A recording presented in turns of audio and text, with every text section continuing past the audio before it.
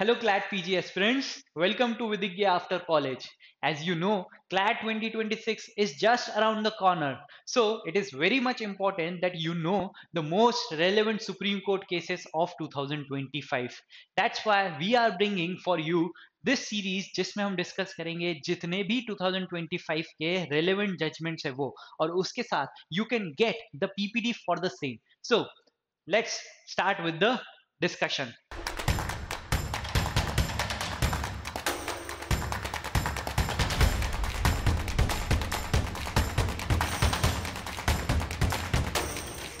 Hello everyone. So continuing with our series of most relevant judgments of Supreme Court of 2025, today we are going to discuss a case wherein the Supreme Court was faced with a question of the tussle between the nominal head of the state and the elective government.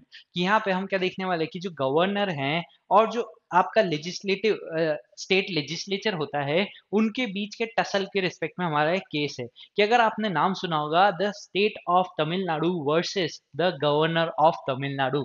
So here the matter was with respect to the assent of a bill कि यहाँ पे जो governor कि अगर आपने देखा हो कि how a law is enacted कि कोई भी बिल होता है बिल लॉ कब बनता है या एक्ट कब बनता है तो हम बोलते हैं when this bill is passed when this bill is passed by the state legislature and assented assented by governor.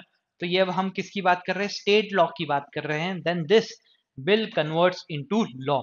तो इस प्रोसीजर के थ्रू कोई भी बिल एक्ट बन सकता है या लॉ बन सकता है. तो हमने देखा कि यहाँ पे क्या जरूरी है कि अगर जो स्टेट लेजिस्लेचर है वो पास करेगा बिल को if the bill is pass by the state legislature it would be sent to the governor and the governor has to assent the bill. इस तरह से हो सकता है. अब अगर सपोज गवर्नर कोई बिल को असेंट नहीं दे तो क्या ये बिल एक्ट में बन सकता है क्या हम बोल रहे नहीं because this is a vital step for a law to enact to law to be enacted. तो उस कंडीशन को हमको फुलफिल करना जरूरी है. So in this case the matter was of the Tamil Nadu state legislature against the governor of Tamil Nadu. यहाँ पे जो स्टेट लेजिस्लेचर है उन्होंने सपोज 12 बिल्स को पास करके स्टेट लेजिस्लेचर ने बिल पास किया दोनों हाउसेस अगर हैं तो उन्होंने बिल को पास किया और किसको भेजा गवर्नर को असेंट के लिए भेजा. Now this governor does not assent on the bill for a period for a long period of time. तो यहाँ पे हम अगर हम बात करें शायद 2021 से लेकर 2023 तक अक्टूबर 2023 तक ये जो बिल है इनके ऊपर कोई भी एक्शन नहीं ली by the governor. Governor has not taken any action कि उन्होंने असेंट भी नहीं दिया उसको मना भी नहीं किया कुछ नहीं किया with respect to the 12 bills which have been sent over a period of time to the governor. After this case कि जब ये केस के रिस्पेक्ट में जो स्टेट लेजिस्लेचर है इन्होंने अगेंस्ट द गवर्नर की इन एक्शन के अगेंस्ट में केस फाइल किया. तो यहाँ पे अगर स्टेट लेजिस्लेचर ने कोई केस फाइल किया है अगेंस्ट द गवर्नर तो उस केस में क्या हुआ नोटिस इशू हुआ. If the when the notice was issued to the governor what he did governor ने क्या किया so governor with respect to this bill कि ये जो 12 बिल है इसमें से उन्होंने 10 को तो विथहोल्ड कर दिया कि 10 के रिस्पेक्ट में असेंट देने से मना कर दिया. ठीक है इनके रिस्पेक्ट में तो मना ही कर दिया डायरेक्टली और जो दो बिल थे उनको किसको रिफर कर दिया उनको रिजर्व कर लिया रिजर्व्ड फॉर प्रेसिडेंट कि प्रेसिडेंट की रिकमेंडेशंस के लिए या रेफरेंस के लिए उनको रिजर्व कर लिया. So with respect to this 10 bills जो कि आउटराइटली उन्होंने मना कर दिया असेंट देने के लिए विदाउट स्पेसिफाइंग एनी रीजंस. तो यहाँ पे जो स्टेट लेजिस्लेचर थे उन्होंने क्या किया स्टेट लेजिस्लेचर ने जब वो सेशन में आया ये बिल्स के रिस्पेक्ट में वापस से बिल पास किए. ये जो मैटर था जिसके ऊपर ये 10 बिल्स थे वो वापस से उन्होंने बिल को पास किया. Now again the state legislature referred this bills which has been rejected और रिटर्न यहाँ पे आउटराइटली मना कर दिया था विदहोल्ड कर दिया था. ये टर्म हम देखेंगे कि विदहोल्ड क्या होता है. सो असेंट देने से मना कर दिया ये 10 बिल के ऊपर. तो इस बिल को वापस से स्टेट लेजिस्लेचर ने इनैक्ट बनाया और वापस से पेश इसको किया गवर्नर को. Now with respect to this 10 bills which has been re-referred to the governor after passing by the state legislature यहाँ पे गवर्नर ने क्या किया, गवर्नर ने सर्टेन बिल्स को किसको रिफर कर दिया, प्रेसिडेंट को, जो कि पहले उन्होंने विदहोल्ड कर दिए थे. Now he has reserve this bills for the president, कि यहाँ पे इन 10 बिल्स को किसको रिफर कर दिया, प्रेसिडेंट को रिफर कर दिया. Now the president with respect to this 10 bills उन्होंने क्या किया, 7 के आउटराइटली रिजेक्ट कर दिया, कि उन्होंने मना कर दिया कि इनको असेंट नहीं दी जा सकती. एक को परमिट कर दिया और 2 के रिस्पेक्ट में उन्होंने कुछ नहीं बोला. तो यहाँ पे ये मैटर इस पे आया है कि ये जो पावर्स है गवर्नर की, जो उनको असेंट देना चाहिए बिल को, उसके कॉन्सेप्ट कॉन्स्टिट्यूशनल प्रोविजंस है, और किस कॉन्स्टिट्यूशनल प्रोविजन के बेसिस के ऊपर वो क्या ये डायरेक्ट विदहोल्ड कर सकते हैं, कि उन्होंने आउटराइटली विदहोल्ड कर दिया without giving any reason.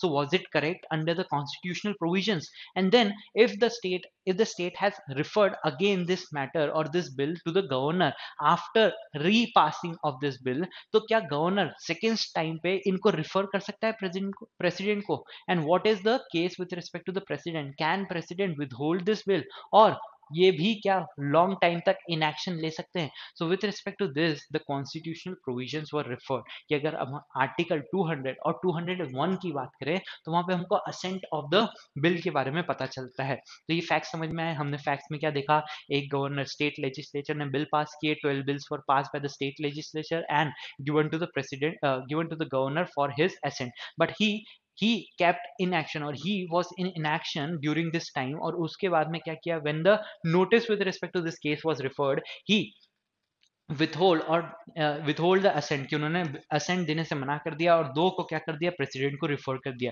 With respect to this 10 bills which were again passed by the state legislature and referred to the governor for assent, he then referred this bills to the president, and the president withhold the assent with respect to 7 bills. और यहाँ पे सिर्फ एक ही bill को उन्होंने बोला कि आप असेंट दे सकते हो, और 2 के रिस्पेक्ट में कोई भी जवाब नहीं दिया. So this were the facts with respect to the this case. ये आप पढ़ सकते हैं. नेक्स्ट, अब हम अगर लीगल प्रोविजन की बात करें तो हमने बोला कि यहाँ पे 2 प्रोविजन मेनली इंपॉर्टेंट है, कि आपके आर्टिकल जो 200 होगा and 201 is important with respect to the state legislature में जो आपने बिल पास किया है उसके रिस्पेक्ट में जो असेंट होना चाहिए. See, when a bill has been passed by the legislative assembly of a state, or in the case of a state having a legislative council has been passed by the both state, कि जब हम बोलते हैं कि जैसे लोकसभा और राज्यसभा से पास हो गया, वैसे ही अगर स्टेट की बात करें तो यहाँ पे अगर स्टेट लेजिस्लेटिव असेंबली है, सिर्फ वो है, तो उसके द्वारा, and if there is a legislative council, if the bill has been passed by both the houses, उस केस में क्या हो सकता है, इट शैल बी प्रेजेंटेड, कि यहाँ पे कीवर्ड्स आप देखते जाना, कि it shall be presented to the governor, and the governor shall declare either that he assents to the bill, or that he withholds assent therefrom, or that he reserves the bill for the consideration of the president. ये तीन option क्या बता रहा है, कि अभी हम आके चल के देखेंगे कि गवर्नर के पास क्या क्या ऑप्शन हो सकते हैं. कि अगर हम इस क्लॉज के फर्स्ट क्लॉज की बात करें, आर्टिकल 200 की, तो क्या बता रहा है, ही शैल डिक्लेयर, क्या करना चाहिए उनको, आइदर असेंट दे, कि फर्स्ट ऑप्शन क्या हो सकता है, कि जो बिल आया है उसको असेंट दे दे. सेकेंडली, विदहोल्ड हिज असेंट, कि असेंट को विदहोल्ड कर सकते हैं. This withhold means he can refuse giving assent, कि वो असेंट देने से मना कर सकते हैं. And thirdly, reserve the bill for the consideration of the president. तो तीन ऑप्शन क्या हो सकते हैं उनके पास में, कि वो असेंट दे दें, असेंट देने से मना कर दे, या फिर ये बिल को रिजर्व कर ले for the consideration of the president, provided that the governor may as soon as possible after presenting to him of the bill for assent return the bill if it is not a money bill, together with a message requesting that the house or houses will reconsider the bill. कि अगर suppose कोई भी bill आया है governor के पास में assent के लिए, and he thinks that the bill has to be reconsidered by the state legislative assembly और बाय बोथ द हाउसेस, उस केस में वो क्या बोल सकते हैं, he can say that a message can be fixed with the bill and returned to the house for reconsideration. कि यहाँ पे स्टेट लेजिस्लेचर ने बिल भेजा गवर्नर को, and governor think that certain provision should be amended or certain provision should be considered, तो उस case में ये वापस रिटर्न कर सकते हैं with a message to consider the same bill or certain provisions. As soon as possible, कि यहाँ पे क्या बोल रहा है, द गवर्नर में as soon as possible after the presentation, जैसे ही as soon as possible, कि जैसे ही जल्दी से जल्दी आपको क्या करना है, ये रिटर्न करना है विद अ मैसेज. तो यहाँ पे ये as soon as possible main word है. Shall declare.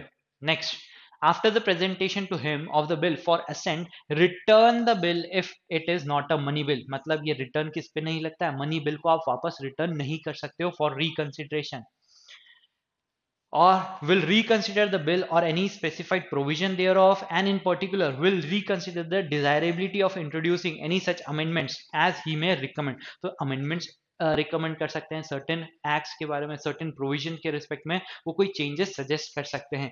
And when a bill is so return, the house or houses will reconsider the bill accordingly, and if the bill is passed again by the house or houses with or without amendment and presented to the governor for assent, the governor shall not withhold assent therefrom. कि अगर suppose जो भी यहाँ पे return किया गया था, return किया कि आप ये सर्टेन अमेंडमेंट्स करो, ये सर्टेन चेंजेस करो, and the state legislature does the said amendments or does not do any amendments and is giving back the bill to the governor for assent, now he cannot withhold assent, कि withhold assent नहीं कर सकता, assent उनको देनी ही पड़ेगी if the bill has been further referred to the governor for his assent after first return. ठीक है. Next, provided further that the governor shall not assent to but shall reserve for consideration of the president any bill which is in the opinion of the governor would, if it become law, so derogate from the powers of the high court as to endanger the position which that court is by this constitution designed to fill. तो यहाँ पे क्या बोल रहा है, if this law becomes an act or becomes a law, it would derogate the power of the high court. उस condition में उस बिल को आप क्या कर सकते हो, रिजर्व कर सकते हो for the consideration of the president. तो यहाँ पे सेकंड प्रोविजन में a condition has been specified when the governor can exercise his power of reserving the bill for the consideration of the governor. ठीक है. Next provision क्या है, article 201 में बोल रहा है कि जब हमने प्रेसिडेंट को रिफर किया, what are the powers with respect to president, when a bill is reserved by a governor for the consideration of a president, for the consideration of the president shall declare either that he assents to the bill or he withholds assent thereof. कि president क्या करेंगे, president would be saying that you can give assent to the bill or you have to withhold the assent. तो यहाँ पे reject कर सकते हैं assent को या फिर assent देंगे. Provided that where the bill is not a money bill, the president may direct the governor to return the bill. जैसे हमने वहां पे देखा था कि गवर्नर भी रिटर्न नहीं कर सकता है मनी बिल को, same is with respect to president also. The president can not say और direct that the bill has to be returned for reconsideration by the state legislature, as the case may be houses of the legislature, together with such a message as it mentioned in the first proviso to article 200. जैसे हमने governor के respect में बताया था कि वो certain recommendation दे सकते हैं, सर्टेन अमेंडमेंट्स बता सकते हैं with respect to the bills that can be considered by the state legislature.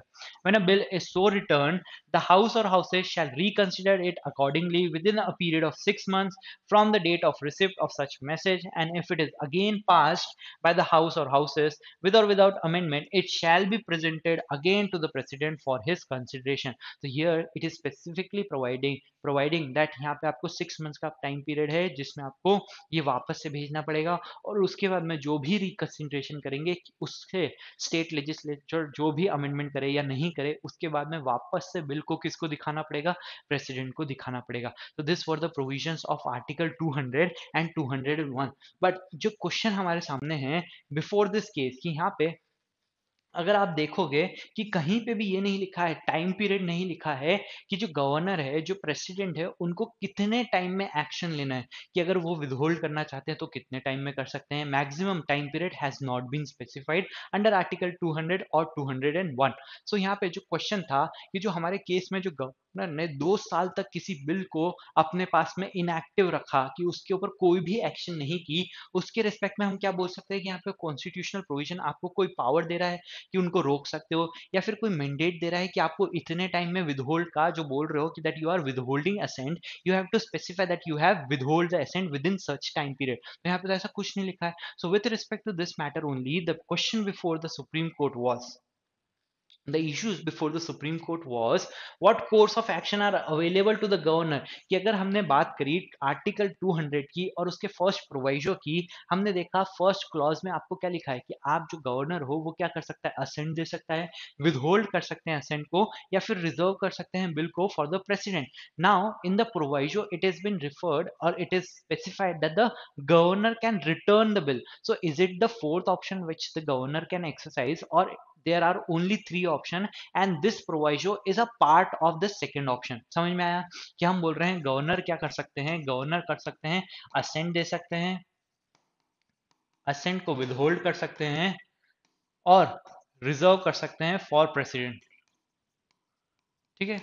अब जो प्रोवाइजो है उसमें लिखा है कि आप रिटर्न कर सकते हो और उनको कुछ रिकमेंडेशन दे सकते हो for respect with respect to changes in the bill. तो ये जो विदहोल्ड कर रहे हो उसमें बोलोगे, या फिर ये एक फोर्थ ऑप्शन है जिसमें आप रिटर्न कर रहे हो for reconsideration. So is it a fourth option or a part of the second option itself? So क्या course of action हो सकता है available to governor in exercise of his power under 200? Whether the first proviso could be said to provide an independent course of action available to the governor in addition to the three option provided under the substantive part of the article 200. जो अभी हमने बोला कि fourth option है या second का ही सब part है, वही बात में पूछ रहे हैं. Whether the scheme of article 200 of the constitution envisages the exercise of absolute veto or pocket veto of a bill bye the governor. या यहाँ पे आर्टिकल 200 का सपोर्ट लेके गवर्नर ये बोल सकता है कि यहाँ पे कोई टाइम पीरियड नहीं है, इसलिए जब तक मेरा मन करेगा तब तक मैं ये बिल को अपने पास रखूंगा विदाउट टेकिंग एनी एक्शन. तो क्या यहाँ पे वीटो जैसा पावर उनके पास हो सकता है क्या? Then, whether the governor can reserve a bill for the consideration of president at the time when it is presented to him for assent after being reconsidered in accordance with the first proviso to Article 200. More particularly, when he had not reserved it for the consideration of the president in the first instance. हम क्या बोल रहे हैं कि अगर state legislature ने एक बार governor को बिल पास किया, उन्होंने इसको वापस रिटर्न कर दिया कि आप इसमें सर्टेन प्रोविजंस को रिकंसिडर करो, सेम का सेम उन्होंने वापस क्या कर दिया, वापस असेंट के लिए भेज दिया. So now can the governor reserve the bill for president? जब सेकेंड टाइम में, फर्स्ट टाइम में अगर उनको लगता तो वो रिजर्व कर लेते, उन्होंने तो रिटर्न कर दिया कि आप इसमें रिकंसिडरेशन देखो या फिर अमेंडमेंट करो. Now after after the state legislature has again pass the bill with no changes, क्या यहाँ पे अब वो प्रेसिडेंट को रिफर कर सकते हैं क्या ये मैटर को? So this was also one of the question. Next, whether there is an express constitutionally prescribed time limit within which the governor is required to act in the exercise of his power under article 200. कि अगर हम article 200 की बात करें तो वहां पे तो कहीं मेंशन नहीं है कि आपको कितने टाइम पीरियड में असेंट देना है, विदहोल्ड करना है, या फिर रिटर्न करना है, या फिर रिजर्व करना है. सो यहाँ पे क्या कोई टाइम पीरियड हो सकता है क्या? How is the absence of an express time period limit in article 200 to be constitute for ascertaining the manner in which the governor is expected to exercise his power under the set provision? कि अगर कोई set time period नहीं है तो what can be the reasonable time period जो कि क्या कोई कोर्ट लगा सकता है, सुप्रीम कोर्ट यहाँ पे क्या ऑर्डर दे सकती है with respect to specifying the time period? What is the import of expression as soon as possible applying the first proviso? कि हमने first proviso में क्या देखा, provided कि जब गवर्नर रिटर्न करना चाहता है तो उनको क्या करना है, as soon as possible.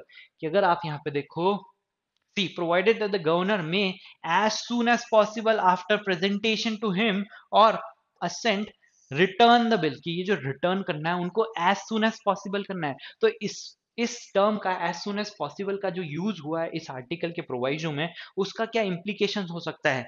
Whether the time limit can be prescribed by this court for ensuring that the exercise of power by the governor under 200 is in conformity with the object of expediency. कि यहाँ पे क्या supreme court कोई time period lay down कर सकती है ताकि यहाँ पे एक्सपीडेंसी जो बिल है उनके रिस्पेक्ट में असेंट या विदहोल्ड हो सके, ताकि जो लेजिस्लेटिव प्रोसेस है उनमें हैम्परिंग ना हो सके. Next, whether the governor in the exercise of his power under article 200 of the constitution can only act in accordance with the aid and advice tendered to him by the state council of ministers. कि यहाँ पे हम बात कर रहे हैं क्या जो डिस्क्रिशनरी पावर हो सकती है गवर्नर की with respect to reserving the bill for the president, क्या यहाँ पे डिस्क्रिशन होगा क्या गवर्नर का, या फिर उनको काउंसिल की एड एंड एडवाइस के ऊपर ही वर्क करना पड़ता है? If not, whether the constitutional scheme has vested the governor with some discretion in discharge of his functions under Article 200. क्या यहाँ पे Article 200 में जो reserving power है with respect to the bill, उसको हम क्या discretionary power बोल सकते हैं of the governor or not? Whether the exercise of discretion by the governor in discharge of his judicial his function under 200 could be said to be the subject of judicial review. कि यहाँ पे अगर हम बोले कि ये उनका discretionary power है, तो क्या इस पावर की एक्सरसाइज के ऊपर हम जुडिशियल रिव्यू लगा सकते हैं क्या? Can court question the exercise of such discretionary power or any power which is exercise by the governor under article 200? And what would be the parameters of it? Next, what is the manner in which the president under article 201 of the constitution is required to act once a bill has been reserved? कि अगर हम बोल रहे हैं president को reserve bill reserve करके president को refer किया गया था, so how the president should act, कि यहाँ पे उनको कितने टाइम पीरियड के अंदर इसमें विदहोल्ड करना चाहिए या फिर असेंट देना चाहिए under article 200 of the constitution. जब आर्टिकल 200 में गवर्नर रिजर्व करके बिल को किसको रिफर कर रहे हैं? प्रेसिडेंट को. सो 201 में प्रेसिडेंट के ऊपर क्या रिस्ट्रिक्शंस हो सकती है? This were the questions before the supreme Court in this case. तो यहाँ पे जो जो मेन पॉइंट्स यहाँ पे बताए गए हैं, इन क्वेश्चंस को कैसे आंसर किया है, we are going to discuss this. So in discharge of the functions under 200 the governor has three option. क्या बोल रहे हैं? ये जो हमने बोला कि what would be the course of action with respect to the governor, तो हम बोल रहे हैं there are three actions which the governor can take and these are either options, कि आप कोई सा भी एक चूज कर सकते हो. कौन कौन सा है? हम बोल रहे हैं आप असेंट दे सकते हो. Three options to choose from when a bill is passed by the state legislature is presented to him. First, to assent, assent दे सकते हो. To withhold, आप withhold कर सकते हो कि देने से मना कर सकते हो कि मैं इसके ऊपर बिल के ऊपर assent नहीं दे रहा हूं, तो that means you are withholding assents. And thirdly, to reserve the bill for the consideration of president, कि reserve कर रहे हो आप. ठीक है. So these are the three options which the governor can exercise when a bill is presented to him. Now the proviso जो बोल रहा है कि आप रिटर्न कर सकते हो, वो क्या है? The first proviso to article 200 should be read in conjunction with the option of withholding. कि अगर सपोज जो गवर्नर है वो विदहोल्ड कर रहे हैं, वो मना कर रहे हैं कि मैं इसके ऊपर असेंट नहीं दे रहा हूं, that means you are returning the bill, कि उसके साथ में ही आप ये बिल को वापस क्या कर रहे हो? रिटर्न कर रहे हो. सो दिस विदहोल्डिंग, जो रिटर्न का जो प्रोवाइजो में लिखा है, that has to be read in conjunction with the second option of withholding. ठीक है.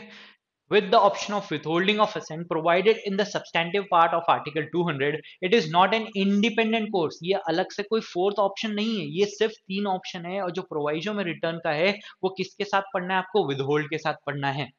Has to be mandatorily initiated by the governor in case where option of withholding is exercise, कि यहाँ पे जब भी वो डिसाइड कर रहे हैं, when ever the governor is deciding that they would be और he would be withholding the bill, he would not be giving assent to the bill, in that case only the return option will be applicable.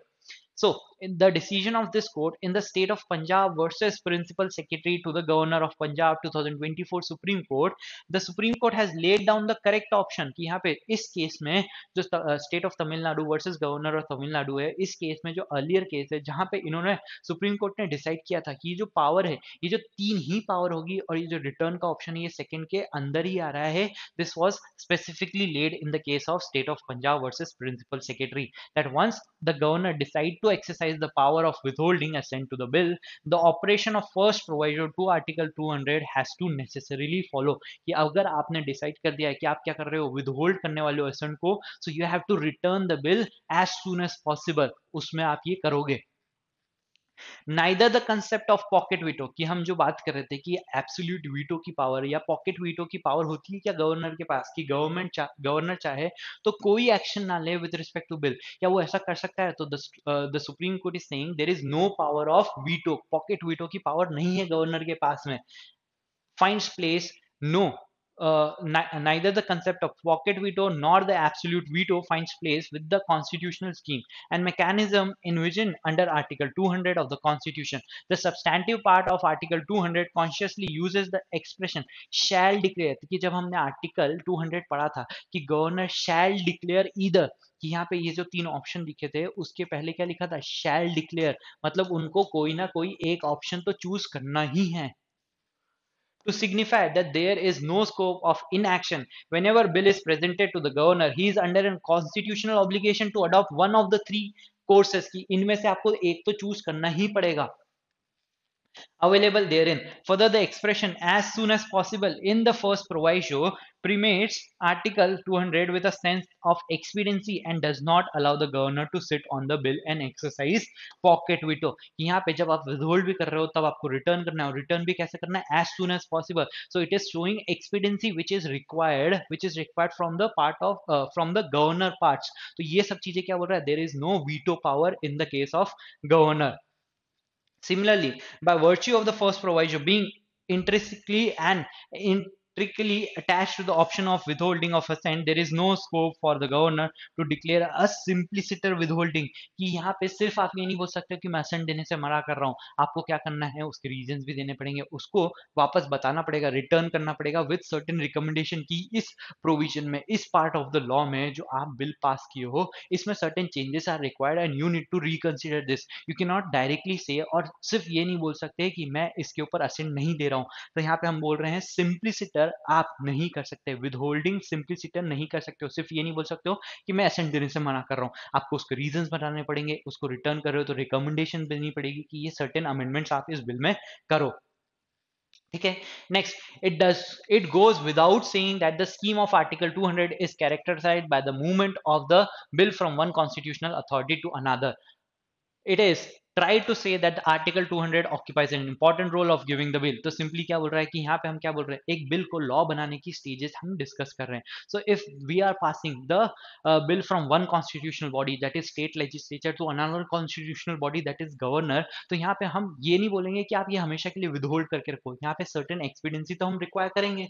Next, as a general rule it is not open for the governor to reserve a bill for the consideration of the president once it is presented to him in the second round. कि अगर suppose जो हमने बात की थी कि आप second round में रिजर्व कर सकते हो क्या for consideration of the president. State legislature ने गवर्नर को बिल पास करने के लिए पास करके दिया.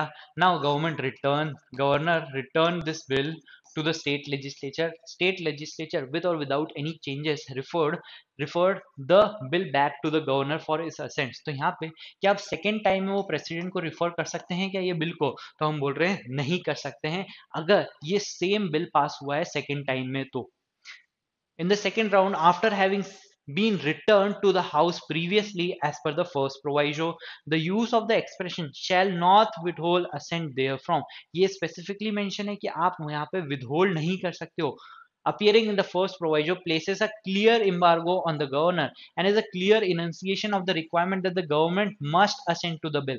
कि अगर यहाँ पे लिखा है कि आप withhold नहीं कर सकते हो अगर second time आपको with और without changes वही बिल आया है, तो इसका क्या मतलब है, यहाँ पे आपको असेंट करना जरूरी है. तो ये ऑप्शन लेना जो आप प्रेसिडेंट को रिफर कर रहे हो वो भी क्या कर रहा है, इनडायरेक्टली आप असेंट देने से मना कर रहे हो. तो this should not be exercise which is presented to him after complying with the procedure laid down in the first proviso. The only exception to this general rule is when the bill presented in the second round is materially different. कि अगर suppose एक state legislature ने bill pass किया, bill pass करने के बाद में governor को दिया for his assent and governor returns this bill to the state legislature for certain consideration and the state legislature after considering the amendments changes the major portion of the bill, changes bill.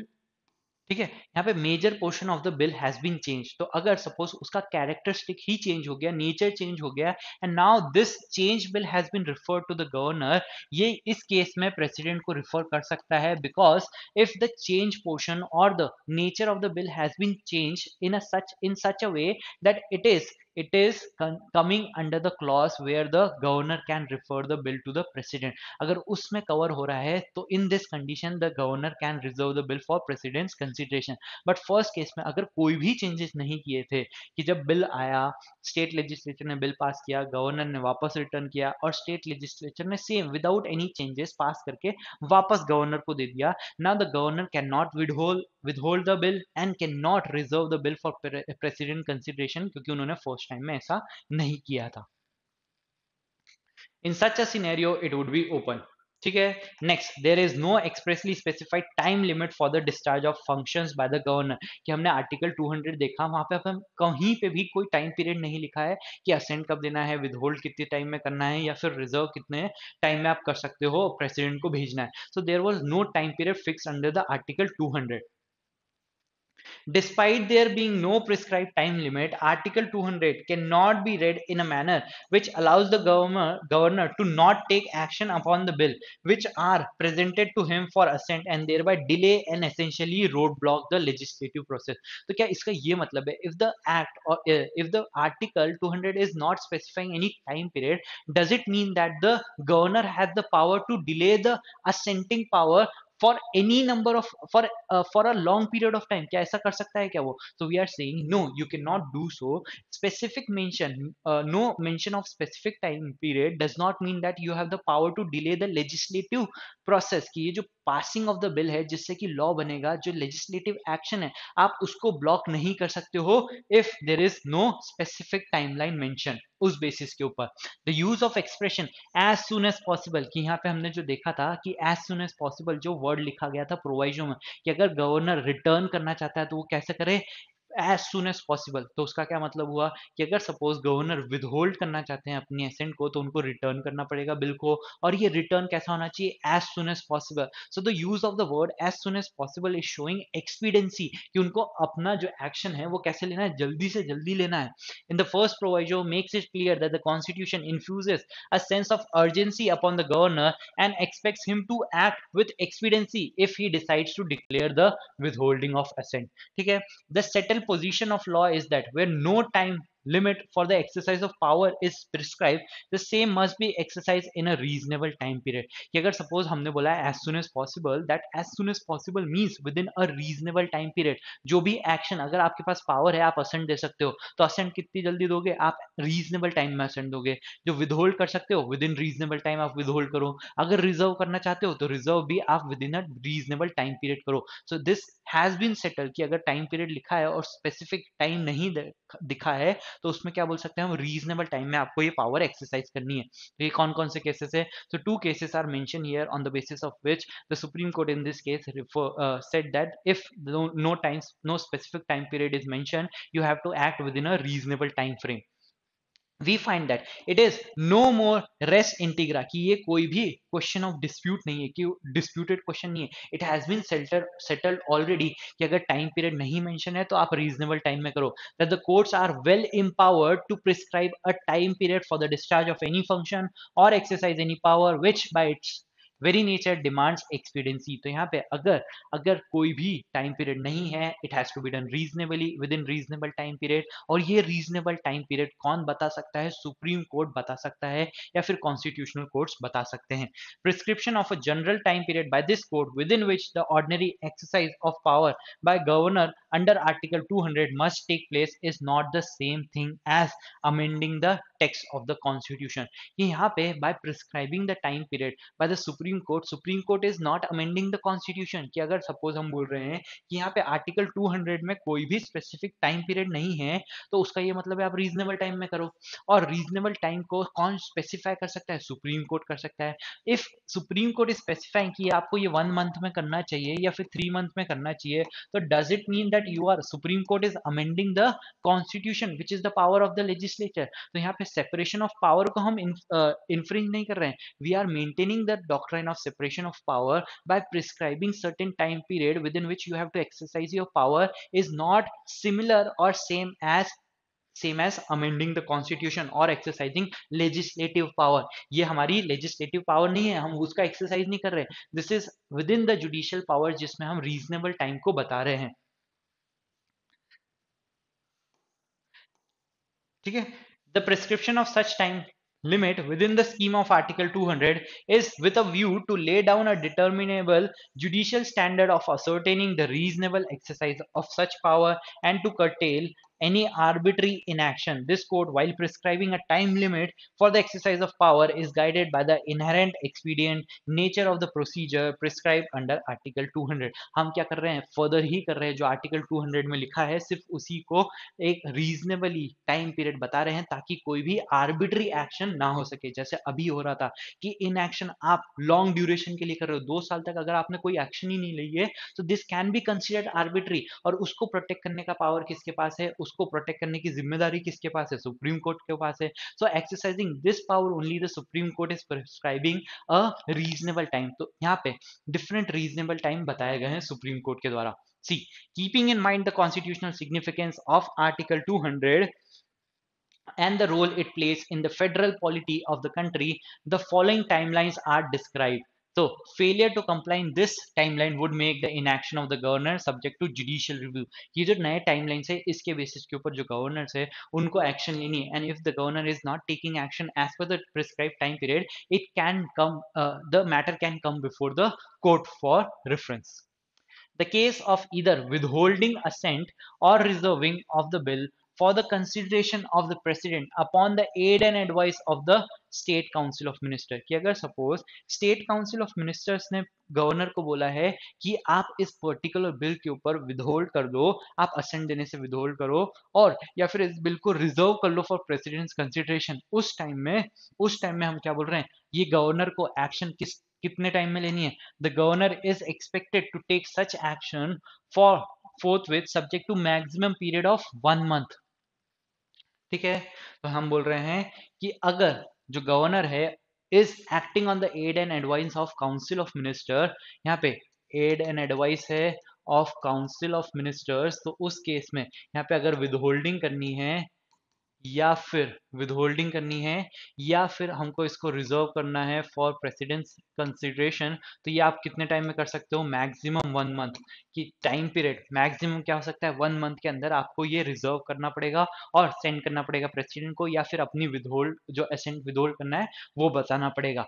Suppose the governor is not acting in the aid and advice, कि अगर aid और advice of the council of minister नहीं है and now he wants to withhold the bill, तो उस condition में हम बोल रहे हैं कि उनको विदहोल्डिंग ऑफ असेंट की पावर कितने टाइम पीरियड में एक्सरसाइज करनी चाहिए, तो हम बोल रहे हैं मैक्सिमम उनको 3 मंथ्स का टाइम पीरियड है, and if they are not acting under the aid and advice of the council of minister, ये विदहोल्डिंग ऑफ असेंट वो मैक्सिमम कितने टाइम पीरियड में कर सकते हैं, 3 मंथ्स में कर सकते हैं।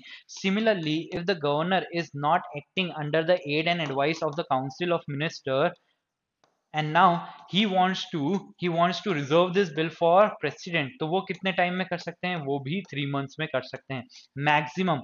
यहाँ पे मैक्सिमम पीरियड क्या है, 3 मंथ्स है और यहाँ पे 1 मंथ है, if there is a aid and advice of the council of minister, कि गवर्नर के पास में अगर aid and advice of council of minister है, उस केस में जो विदहोल्डिंग है या फिर रिजर्वेशन ऑफ द बिल है with respect to president's consideration, वो मैक्सिमम कितने टाइम में कर सकते हैं, 1 मंथ में कर सकते हैं। अगर ये एड एंड एडवाइस नहीं है विथ रिस्पेक्ट टू विदहोल्डिंग और with respect to the reservation of bill for the consideration of president, maximum time period within which he had to act is 3 months, की यहाँ पे जैसे 2 साल तक उन्होंने विदहोल्ड करके रखा था without the aid of council of minister, तो यहाँ पे ये जो 3 मंथ्स की प्रिस्क्राइब टाइम लिमिट थी इसको वो एक्सीड कर रहे थे, इसलिए अब हम क्या बोल रहे हैं, this time period has been provided. In case of withholding of assent contrary to the advice of the state council of ministers, the governor must return the bill together with a message within a maximum period of 3 months, की यहाँ पे withhold करके return करेंगे, तो return अगर आप कर रहे हो, विदहोल्ड कर रहे हो without the advice of the council of minister, तो आपको कितना टाइम लेना चाहिए रिटर्न करने में, maximum 3 months. Next, in case of reservation of bill for the consideration of the president contrary to the advice of state council of minister, the governor shall make such reservation within maximum period of 3 months. In case of presentation of the bill after reconsideration in accordance with the first proviso, the governor must grant assent subject to the maximum period of 1 month. कि हमने जो last option देखा था कि state legislature ने governor को भेजा, governor ने वापस रिटर्न किया, उसके बाद में वापस पास हुआ, रीपास्ड, नाउ हाँ within within how much time the governor has to give, क्योंकि हमने बोला कि अब ये विदहोल्ड तो कर ही नहीं सकता है, this means he has to give assent. तो असेंट कितने टाइम में देने का बोल रहे हैं, तो हम बोल रहे हैं विद इन 1 मंथ आपको ये असेंट देना है, इससे ज्यादा आप ये टाइम पीरियड नहीं ले सकते हो। ठीक है, forthwith to a maximum period of 1 month, की यहाँ पे आपको असेंट देना है कितने टाइम पीरियड में, 1 मंथ में देना पड़ेगा। Next, as a general rule, the governor in exercise of his function under 200 is required to abide by the aid and advice tendered by the Council of Ministers। तो यहाँ पे हम जो बात कर रहे थे कि ये जो पावर है आर्टिकल 200 की रिजर्व करने की, तो क्या वो डिस्क्रिशनरी पावर हो सकती है, क्या वो without any advice of the council of minister हो सकती है? हम बोलते हैं कि जो गवर्नर है, the governor has to work on the aid and advice of the council of ministers. तो क्या यहाँ पे 200 के लिए भी उनको सिर्फ एड एंड एडवाइस के ऊपर वर्क करना है, या फिर वो अपना डिस्क्रिशन यूज कर सकते हैं without referencing the aid and advice of the council of minister? So the only exception, as the general rule, the governor has to exercise on the aid and advice of the council of minister. The only exception to this rule can be traced to the second proviso, कि जब हम बोल रहे हैं कि अगर suppose कोई भी जो बिल आप लॉ में पास हो सकता है, that would hamper the position of the high court, जब ऐसा कोई बिल आया है तब आपको क्या कर सकते हो, आप गवर्नर क्या कर सकता है, इस बिल को प्रेसिडेंट के लिए रिजर्व कर सकता है। तब हम बोल रहे हैं that proviso, second proviso of article 200 gives the discretionary power, but उसके अगेंस्ट में कहीं पे भी कोई पावर नहीं है under article 200 and article 163 of clause 1 of the constitution. Thus only in instances where the governor is by or under the constitution required to act in discretion, कि जब तक आपको discretion constitution provision में नहीं provided है, the governor does not act on his own discretion, he acts only on the aid and advice of the council of minister. Would he be justified in exercising his powers under Article 200 contrary to the advice of the Council of Ministers? Further, any exercise of discretion by the governor in exercise of his power under 200 is amenable to judicial review। यहाँ पे क्या बोल रहे हैं कि सिर्फ अगर second proviso देखे ऑफ आर्टिकल 200, वहां पे आपको डिस्क्रिशन है, otherwise the governor does not has the discretion. और ये जो पावर है, डिस्क्रिशन की पावर भी है, उसके रिस्पेक्ट में भी जुडिशियल रिव्यू हो सकता है।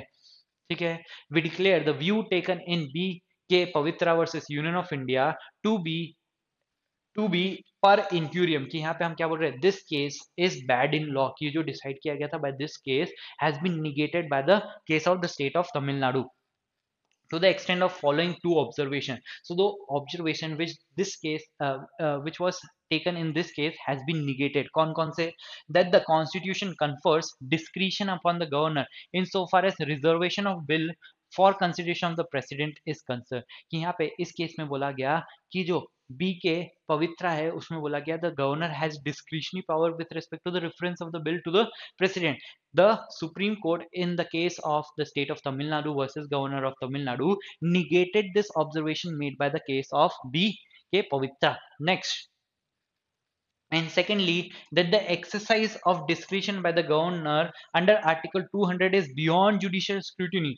पवित्रा केस में क्या बोला कि ये जो पावर आप डिस्क्रिशनरी पावर का यूज करोगे उसके ऊपर जुडिशियल रिव्यू नहीं हो सकता है। So this observation has also been negated by the supreme Court in the case of state of Tamil Nadu versus governor of Tamil Nadu. और उन्होंने क्या बोला कि ये जो केस है B K Pavitra has been bad in law because it has not followed the earlier larger bench decision जो कि Shamsher Singh versus state of Punjab में आया था, जिसमें उन्होंने हटाया था कि नहीं, जो डिस्क्रिशनरी पावर है वो भी जुडिशियल रिव्यू हो सकती है और आर्टिकल 200 में कोई भी डिस्क्रिशनरी पावर नहीं है other than the second proviso. ठीक है, next, under 200 of the governor does not possess any discretion in the exercise of his function and has to immediately abide by the advice tendered to him by the council of minister। तो article 200 में ascent करना है, withhold करना है या फिर reserve करना है, वो कैसे कर सकता है, on the aid and advice of council of minister, कि अगर जब काउंसिल ऑफ मिनिस्टर की एड एंड एडवाइस के अगेंस्ट में हो जा रहे हैं, जब डिस्क्रिशनल यूज कर रहे हैं, उसके रिस्पेक्ट में भी हमने टाइम फ्रेम देखा कब कर सकता है। The only exception to this general rule, की जहां पे वो अपने डिस्क्रिशन यूज कर सकता है, वो कौन सा है, जब हमने देखा इस सेकंड प्रोवाइजो में। ठीक है, second proviso of article 200 is next, the bill is of the nature covered under 31A सी हो गया, 254 का क्लॉज 2 हो गया, 288 का क्लॉज 2 हो गया। So you can refer this sections this articles की जहां पे discretionary power of the governor आपको दिख सकता है, where in assent of president is a condition precedent before the bill can take effect as a law. Third, where the bill is of nature that if allowed to take effect, then it would undermine the constitutional principle of democracy.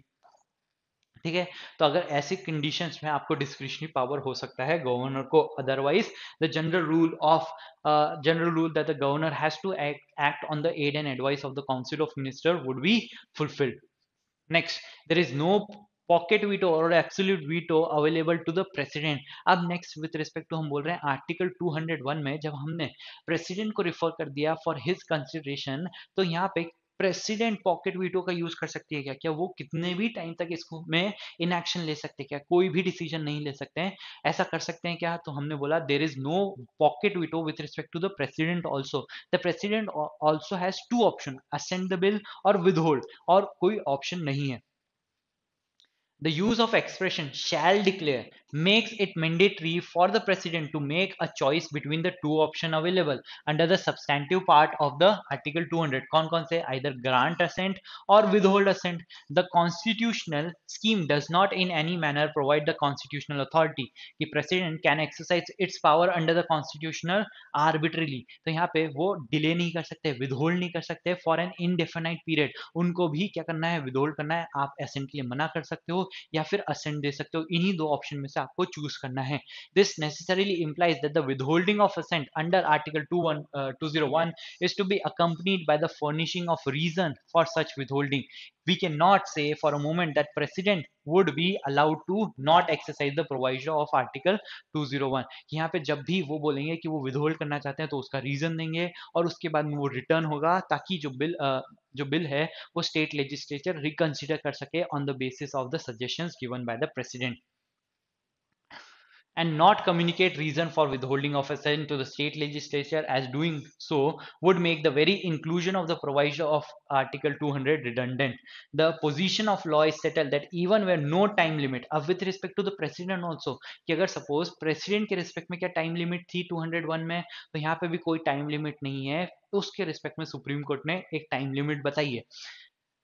Where no time limit is prescribed for the exercise of any power under the statute, it would be exercised within reasonable time. The exercise of power by the president under Article 201 cannot be said to be immune by this general principle. जो हमने पढ़ चुके हैं कि अगर time period नहीं है तो रीजनेबल टाइम में करो, तो 201 में भी ये इम्यून नहीं है, यहाँ पे भी ये जनरल प्रिंसिपल लगेगा. The court prescribed that the president is required to take a decision on the bill reserved for his consideration by the governor within a period of 3 months from the date on which such reference is received. तो यहाँ पे जब भी president के पास कोई भी bill आ रहा है फॉर हिज कंसिडरेशन, उसको आपको कितने टाइम में डिसाइड करना है. ये जो ऑप्शन है असेंट देने का या विदहोल्ड देने का, उसको पावर को आपको कितने टाइम पीरियड में एक्सरसाइज करना है? With in the period of 3 months. In case of any delay, कि अगर आप इस टाइम पीरियड में वो डिसाइड नहीं कर पाते हो कि यहाँ पे असेंट देना है, विदहोल्ड करना है, तो आपको एप्रोप्रिएट रीजन देने पड़ेंगे, would have to be recorded and conveyed to the concern state कि हमको 3 महीने से ज्यादा का समय क्यों लग रहा है